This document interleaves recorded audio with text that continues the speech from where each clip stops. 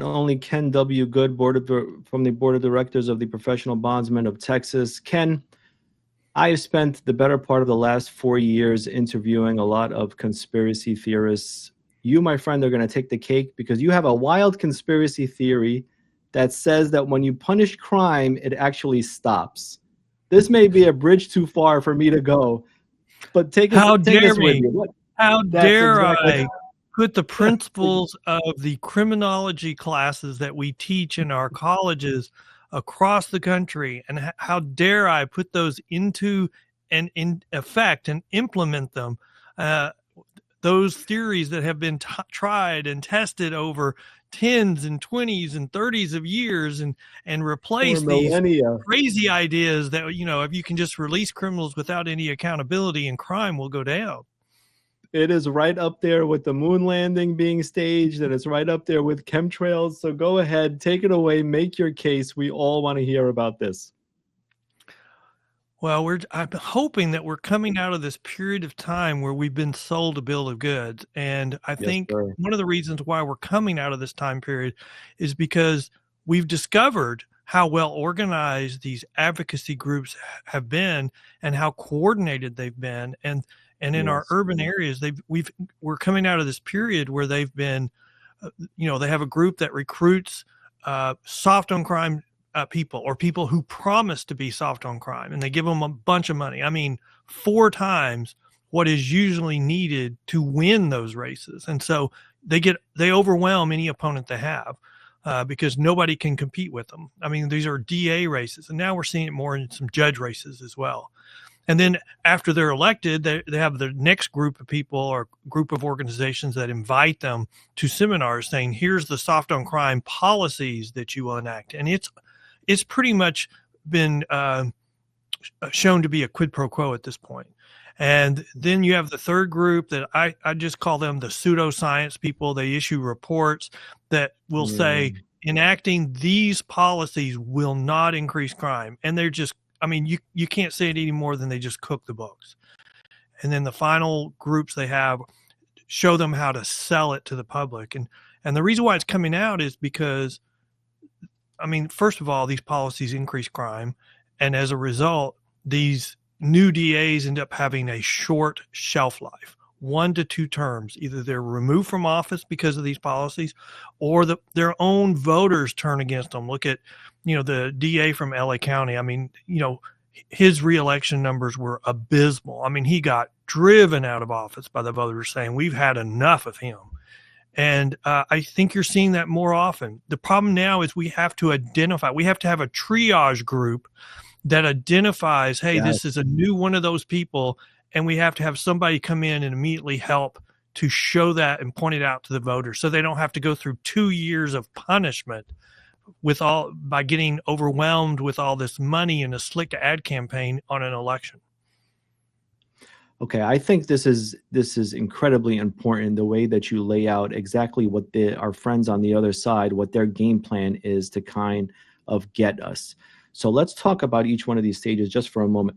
The sell it to the public phase, how do you see it? Because study your enemy, right? How do they go about doing this? Are these slick public relations campaigns or what? Well, I really think, I've gotten to the point where I believe it's just, it's worse than cooking the books. I think it's racketeering. I think if it was, in a lot of industries, you would file criminal charges for racketeering on these groups, but I think it's that coordinated. Because let me give you the best example I have is I wrote an article in October right before the election saying, here's all the reasons why you should not believe that the FBI statistics are accurate, because all of these groups were issuing reports saying crime's not increasing. You don't have to believe us. Just look at the FBI statistics. And so I wrote an article saying why the FBI statistics were not accurate. Well, 10 days later, suddenly the FBI statistics were updated, and suddenly they showed crime had increased or was increasing. They still weren't complete, but the narrative had completely changed. And it wasn't because of the article I wrote. I was just saying, here's the reasons. And suddenly within a week, one of these groups issued a report saying, well, crime is not increasing because of bail reform, not because of criminal justice reform. And here is all the reason. Here's a study, and they're just picking crimes, and it's very clear they're picking dates to look through, and you have to go through it pretty carefully to figure it out. But it's all just it's just pseudoscience is what I call it, but I think it's cooking the books. And they don't say crime's not going down. They just say, well, crime's not increasing because of the reforms they're pushing. Right. And that's it. And, and I love that you point out the studies, because whenever you're watching a news report, and I'll put that firmly in quotation marks, news reports, they love to cite, studies show that crime is not, studies show, and that gives it a very authoritative feel. And if you're sitting there watching, you don't take the time to look up this. And I'm speaking on myself, I don't take the time to look up the study. But if they're saying studies are done, then automatically in my mind, I'm thinking to myself, well, obviously a study was done that was fair, that was balanced, that was objective, and that's why it's being cited. But what if those studies that are being cited are none of those things? What if they are cooked? That's exactly right. What if they're cooked the books? You've got one advocacy group issuing a study, quote unquote study report, and another advocacy group is relying upon it. That's all it is. And someone made a comment to me that said if their name, circuit. And if their name has the word justice in it, then it's something you shouldn't rely upon. I mean, historically, the groups that we look to on statistics on crime is law enforcement. But these groups have done a really good job saying you should not listen to law enforcement on crime statistics. Historically, there's the most accurate group that we look to. But these groups all say, oh, no, you should question their motives. And I'm like, no, we should question your motives. We should 100% question those motives. Let's talk about the DA angle for a moment, because I don't think this is possible without crooked DAs, right? If you want to know what kind of laws are enforced and what are not enforced, the DA is the key. That is the key position. And that's why all of this money flows into DA races. Just how damaging are these bad DAs that are in office all across the country right now? Well, bad. Really bad. What they do is, I'm not going to say they're bad DAs, but they're soft on crime, or they've agreed to be soft on crime, which I think is, we could say a pseudonym for bad DAs. But I think the groups that came up with this idea, had three premises. Number one, that they could make a difference in DAs races with a bunch of money, and that second, that the DAs had a lot of discretion on what crimes to prosecute. But the third assumption that they had was that they could implement soft on crime policies and they would not increase crime. That's the one where they just were absolutely incorrect. And the problem is, since they've been doing this and it's been shown not to work, they've doubled down. They will not admit they're wrong. And that's the reason why these DAs end up having a short shelf life. And now you're seeing in Texas, because, Texas is a right of center state. We've got some of these DAs, and they're kind of going underground because Texas really doesn't have, any patience for these. So they'll get elected with the money, but then we've got a new DA that was elected in Harris County to replace a former DA who was supported by those groups, but then she decided she wasn't going to follow their quid pro quos anymore because they didn't work. So they got rid of her and threw a bunch of money at a new guy, and that guy won the election in November by 1 or 2 points. But he's been real quiet since, real quiet. So I see, when you say they're quiet or they go underground, are they backtracking on some of those lenient policies? Or well, I think in Texas we've seen several backtrack. The DA in Dallas initially, when he was elected, implemented policies similar to Gascon in LA about, $950 theft. We're not going to prosecute that. He didn't keep that policy in place for probably 6 months before he withdrew it because the backlash was so bad. The short shelf life thing, I have to believe that these folks who are funding these DA campaigns, they know that they've only got a year or two. Is their strategy that Is it that all we need is a year or two to kind of really mess things up? Is the damage done after a year or two? Is that what they're thinking? I don't know, because I would say no, because by and large, the new DA that's coming in to replace the soft on crime DA is a law and order DA. And so he's coming in with intent to fix or withdraw the policies that got him in the trouble. But the problem we're having on top of all this is the backdoor things like California and New York are doing that forces criminal justice reform. And that is, they won't build additional jail space, or they won't update their jail space.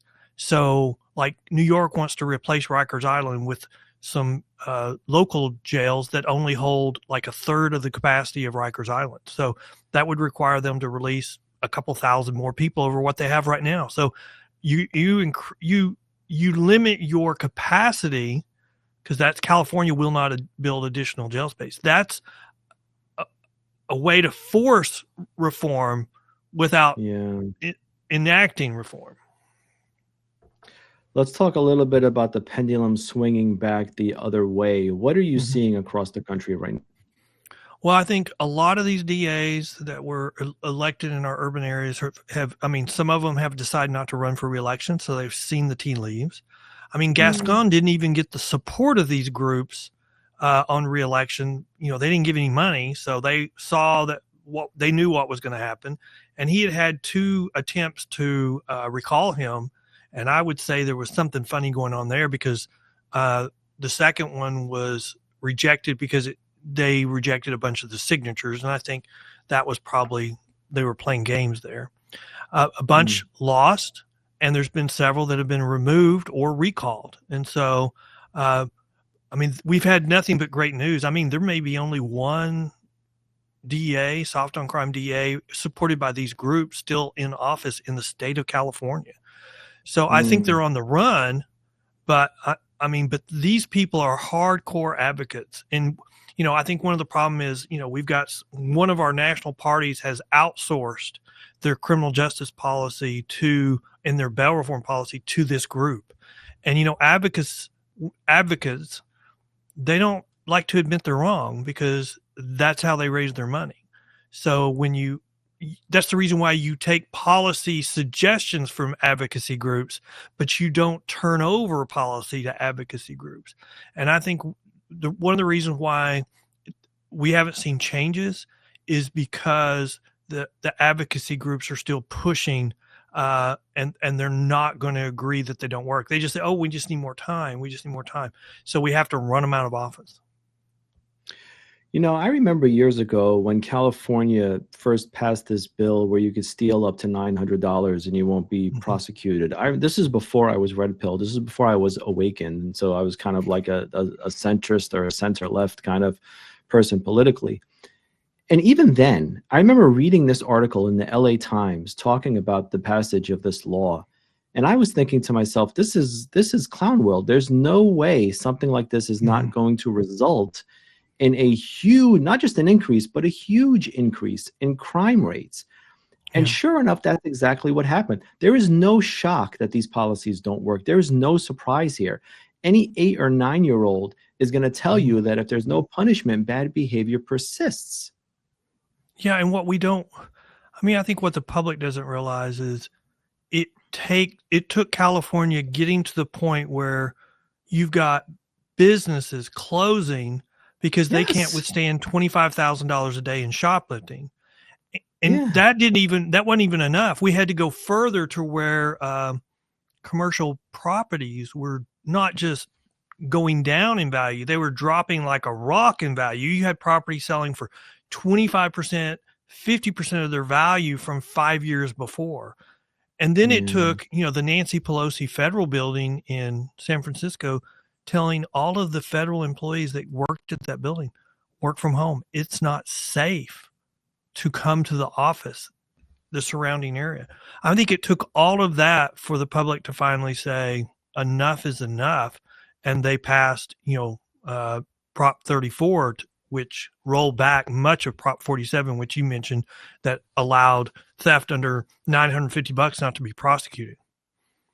or that was the initiation for it. And the DAs on the soft on crime urban areas went and implemented that policy not to go forward with prosecuting those crimes. You know, speaking of the pendulum swinging the other way, are you seeing when new DAs come in and they're taking the place of these DAs that are lenient on crime, are they just undoing what these DAs who are lenient on crime have done, or are they going even further now? I think they're going further. I mean, well, you're seeing it from the legislature. They're going further, but what the DAs are doing, because, you know, when you're elected by these groups, you know, you get a list of changes, that policies that you're going to enact, and some of them are just awful. You're not going to seek enhancements on any crimes. Like, you know, the person who is a drug user, possession of drugs, is going to get treated the same as a drug dealer who has 20 pounds of methamphetamines on them, because they don't seek an enhancement. And so you can imagine that drug dealers finally see that 2 weeks in jail is a cost of doing business, as long as they're not in there for 20 or 30 years. And then you've got, you won't seek long sentences. You're not going to ever seek, you're not going to ask for a juvenile to ever be treated as an adult. So then you have gangs recruiting teenagers to commit certain crimes because they will not be treated as adult. I mean, it's the, you know, what we don't realize is these policies that they're setting up are tying the hands of judges so they cannot address crime, you know, or they can't force anyone to be on bond. And that's when we tie the hands of judges, even if it's intended initially to have a good intent, organized crime, gangs, and career criminals find a way to just manipulate it, make millions and millions of dollars. And that's what's happened. And so the policies, the newly elected DAs come in and drop all those policies. But what we are also seeing is the politicians are coming in, and then they're enacting new statutes, new constitutional provisions to then allow for more preventative detention. And I caution against doing that. But it is the natural reaction to not having any accountability. We're going to tie you know, if you're going to tie the judge's hands so they can't hold anybody accountable, we're going to tie your hands and force accountability. But it also comes with a heavy price. I mean, it's going to be difficult to pay for all those policies if you're going to take it to its natural extreme. So we have to find some middle ground.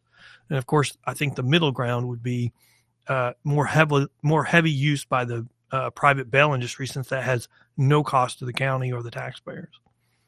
Well, tell us a little bit about that. Why would that be a good solution? Well, okay, so the biggest way to get cases resolved through the system is just, you know, get them done.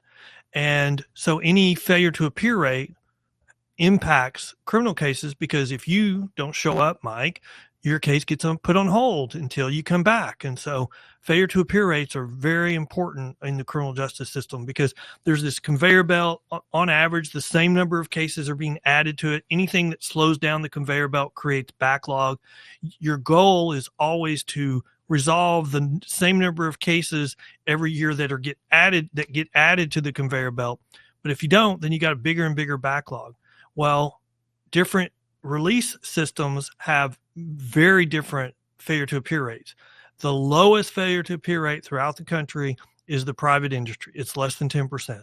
The whole business model is based on that. If a company has a higher failure to appear rate than 10%, they're not going to survive. They're not going to be in business very long. But the problem is cash bonds has twice that. Personal bonds are what we call simple release. It's called release on zero bond, zero bail in New York, release on no bond in New York, released on zero bail in California, or in Texas, release on a personal bond. They have a 50 to 80% failure to appear rate. And so you can see very quickly where overuse of those simple release mechanisms can overwhelm the system with backlogs waiting for defendants to return to court. And that has a huge impact on the criminal justice system. It pushes for cases to be dismissed so that you don't have huge backlogs. And dismissals do one thing. Criminals see that as a green light to commit more crime. And you know, I'm glad that you keep bringing that up, because there's a certain level of pragmatism that criminals, and especially career criminals, practice, right? If they know they're just going to get a slap on the wrist, then it might be worth it. It might be worth a year in jail. And that's, I mean, that's how they think. You and I will think about, spending a year in jail is not worth $1 million, but there are people out there. But here's the best example. Here's the best example. We've really decriminalized catalytic converter theft. We're not going to prosecute somebody for catalytic converter theft. I mean, the problem is you can make over $1,000 per catalytic converter that you steal. And so organized crime is figured out. If in areas where they are no longer going to prosecute that crime, they're making money hand over fist. And that's the consequences of good intentions meeting organized crime taking advantage of it.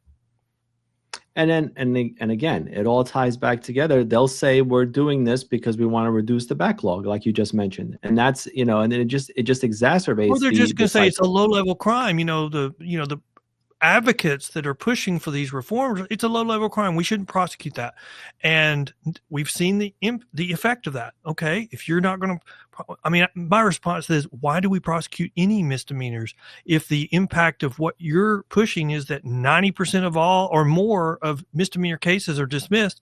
We could save a whole crap load of money by not prosecuting misdemeanors, and we can't do that. Right.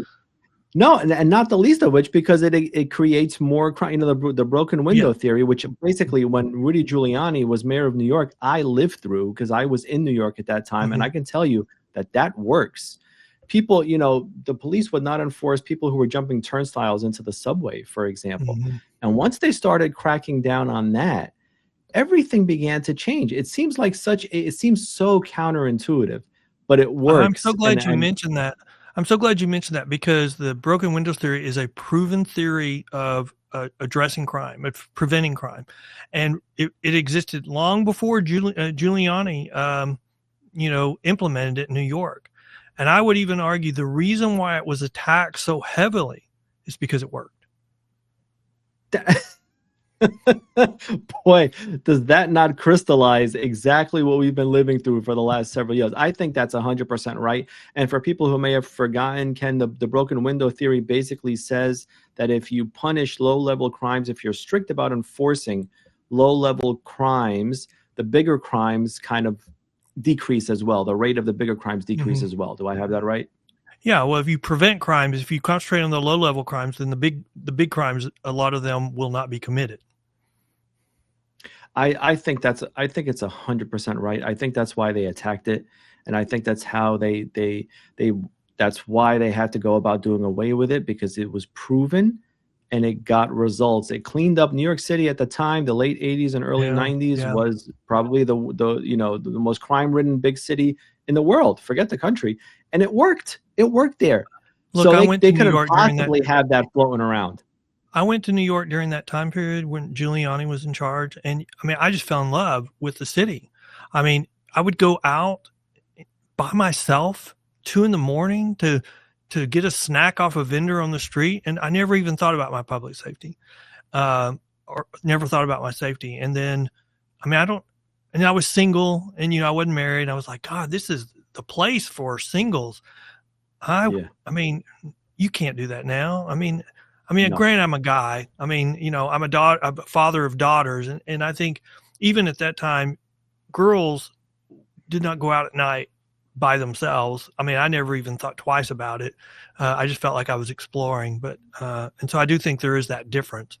But New York, we know that's what's killing me is we know what to do to make crime go down. We know what to do to make public safety feel more safe and to make them more safe. And we are being told we can't do that. And it's all politics.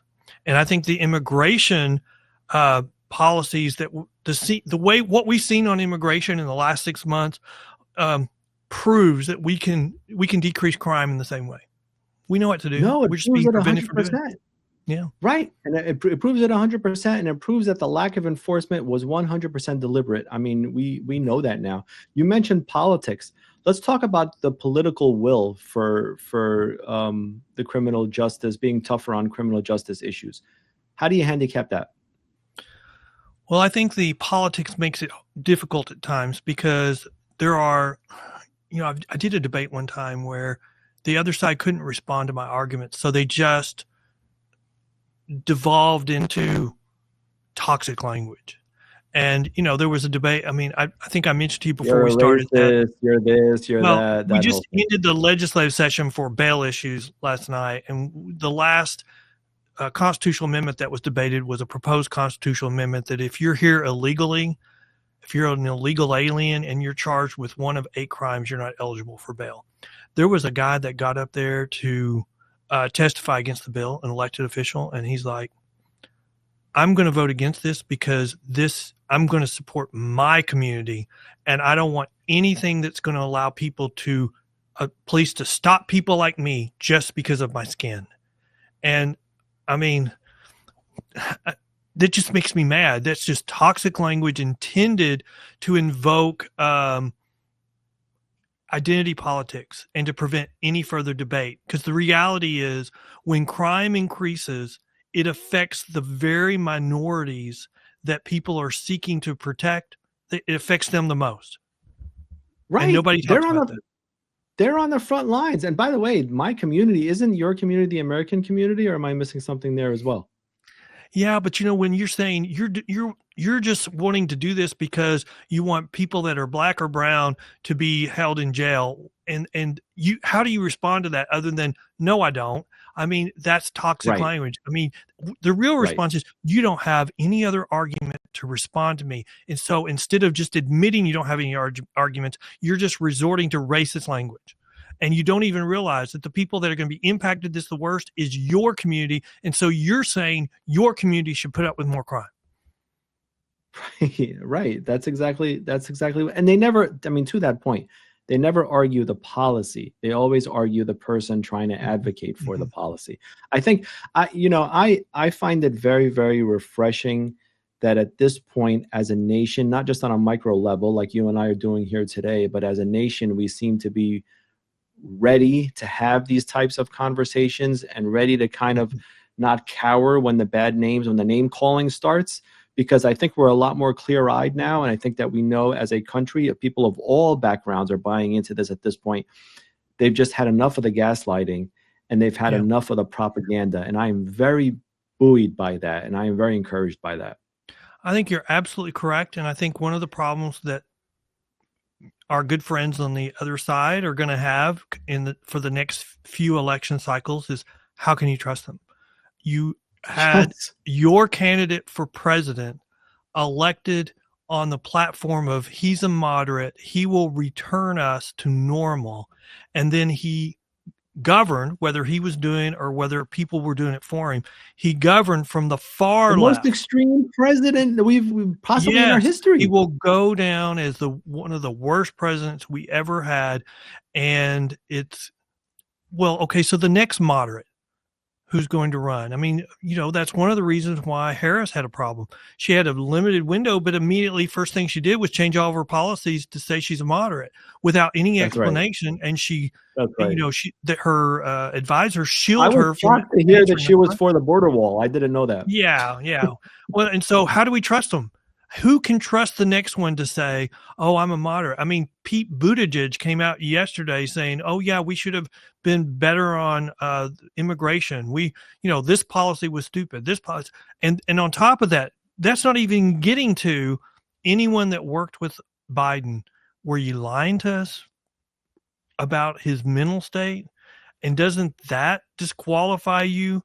And and look at what Trump said, what y'all said about immigration and then what Trump proved. How can you be trusted on anything like crime going forward? I think that is an excellent, excellent point. And I can't wait for Gavin Newsom to throw his hat into the ring for me too, because I don't think he has any other choice because he's term limited out, I believe. And so he's got to move up. And I think that that's the reason why he has his podcast that he's doing. He's trying to seem more moderate, but there's some issues that have come out in the last couple of months that I think just completely disqualify him from running. I mean, this whole idea that he opened their Medicaid program to any illegal alien, and now their state is going bankrupt as a result. And they, now he's done an about face and saying we're going to have to charge premiums and we're not going to let new people in after this date. It's because, I mean, you and I would go, if you're going to add this many people, you're going to bankrupt your program. But he's like, oh no, I'm going to ride this all the way to the federal government because these advocacy groups told him to do it. And he just outsourced his policy on it and believed them like an idiot. No, he is going to be a tough sell. I mean, I don't know if this is still in effect or not, but they were buying illegal immigrants' homes at some point, while literally tens of thousands of Americans are living on the street because they can't afford housing. Yeah, but what you and I would call a home is not what he's providing to them. And, I mean, on the news recently, they showed some tiny homes that they were provided, and they just become drug dens. I mean, they don't take care of them. And it just, I mean, their whole policy is we need to provide them housing and then everything else will work out. When you're dealing with mental health issues or drug issues, you have to address them or they will not appreciate or take care of, and they'll completely destroy anything you give them. And so that's what's happening. And of course, when you set aside $2 billion to build homes, there's a lot of graft, and that you get federal courts reviewing it because, they're not, I mean, the money's there and getting spent, but it's not helping anybody. So you start wondering why they did it in the first place. That's exactly right. And that's when you get to the real heart of the matter. Why are you pushing agendas and policies that clearly not just don't work, don't have positive effects, but clearly have negative effects? And those are the conversations that they desperately try to avoid. Ken, we're coming up on time here. Tell the folks about the Professional Bondsmen of Texas, what you guys do down there and what you guys are about. Well, we like to say we're the voice of the bail industry in Texas. I'm also an attorney. I'm not a bondsman. I'm just an attorney who specializes in bail law. I've written articles all across the country on these issues. But if you want to learn more about our organization, you can go to pbtx.com. We have a blog that highlights important criminal justice issues, and we have our own podcast called The Bail Post. It's there's a link on our menu, or you can just go to thebailpost.com. And you can see all the episodes we have about bail issues, our criminal justice issues. Our goal is to educate the public and legislators on what works and what doesn't work, and to kind of get through the confusion or the propaganda or the lies, so that people can learn what's effective and what's not effective as bail reform. And if you don't have public safety, you really don't have much of anything. So thank you, Ken, for taking the time, and thank you for being in this fight, most of all. Well, thank you so much for having me.